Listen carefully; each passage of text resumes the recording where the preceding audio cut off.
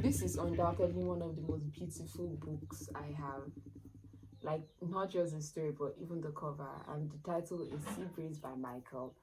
Now, hi, I'm Robin. Welcome to Robin True Books, and today I'll be discussing Seabreeze by Michael. Now, let's get into it. Seabreeze is about twin girls, Amen and Iska. So, this is done. And they have a mom. Obviously, they have a mom. We were first introduced to their mother and their relationship with their mother, and then something happens. Their mother is no longer accessible to them, and then they realize, like, oh, life is a lot more than they've expected it to be. So they're giving superpowers. And before, I used to be like, I don't like sci-fi, I don't like superpowers. Like, what's that? It's giving Power Rangers. And I used to watch Power Rangers when I was much younger, but not anymore. I mean, people have to grow up, right? Okay, sorry if you still do, because I still watch cartoons, so no offense. Yeah. One thing I really liked about this book that I discussed with the author was the sibling dynamic. So when the thing is, when you grow up and you have siblings, not everybody has siblings, which is why I said when or if, you realize that there are certain things your sibling would have that you would not have. So when these people are placed in a situation where one sibling, they are both twins, one has white and the other one eyes is black, but it is not so noticeable. You can as well think this is brown, meanwhile it's black. Do you understand? Like, see, are you seeing, like, there is, it looks like she doesn't have, everything is all black.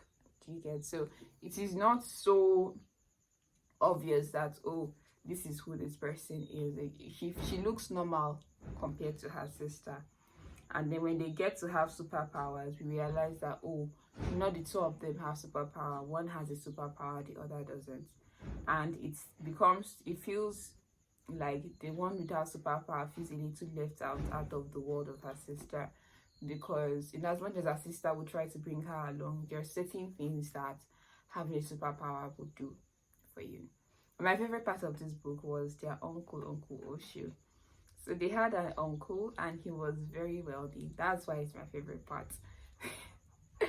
Sorry, that was my favorite part because I remember reading the scenes that had Uncle Oshu in, and I was like, wow, oh, to have an uncle like Uncle Oshu, like, your life is made. And then Uncle Oshu, is my mate Wale, who is Uncle Oshu's wife's godson. So yes, and he's with them for the holidays, and then okay, they decide to go to their village, and then they meet Nirewa. Gosh, Nirewa is one of the most powerful female characters, and I really love powerful female characters. There's a thing they do to the story. They make the story more beautiful. They're like, oh, women are powerful. Women. I know it seems like, oh, but it's important that we have women like that in the society and also represented in literature. So yes, another thing I'll talk about in this book is the fusion of Nigerian and Irish culture. I also really enjoyed the world building happening in this book because in as much as they had superpowers, they had certain names like Kruger and being able to shapeshift and all that.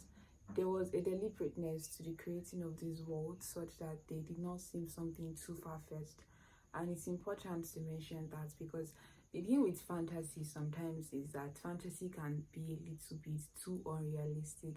So in as much as this was also unrealistic, there was a bit of it that made it look like, well, this is something that could possibly happen. And I really like that. Another thing I really liked about this book was the conclusion. I was completely blindsided. I did not expect that coming. I did not see that conclusion coming. It was such a turn, like it was such a plot twist, and I like that. I would like to discuss the family dynamics because in this story, Amen and Iska are estranged from their family members. They did not even know they had an uncle till later on, and then when they find out they have an uncle, they're obviously asking for explanations. And the beautiful thing is, because they were able to communicate, they were able to understand this. And I appreciate that because normally people look at young people and say, oh, you don't really understand things, you're a child. But their uncle did not just look at them like that. He was able to explain the nature of things to them and say, oh, this is why certain things happened and you deserve an explanation. but this is all the information that I have, and that's all they could work with till they finally had their answers. As for when they were in Dogudo, I hope I got the spelling correct as well.